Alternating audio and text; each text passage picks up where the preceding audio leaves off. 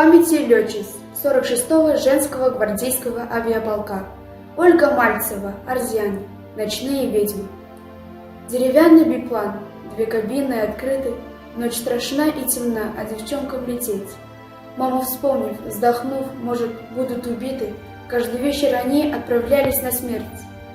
Летчик, штурман и ночь, 2 ТТ-пистолета, груз смертельно висит, сердце бьется в груди.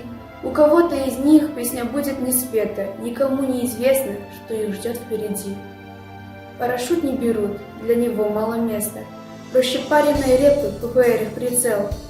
Вылетали на смерть, хороши как невесты, защищали отчизну, ночью мчались на цель.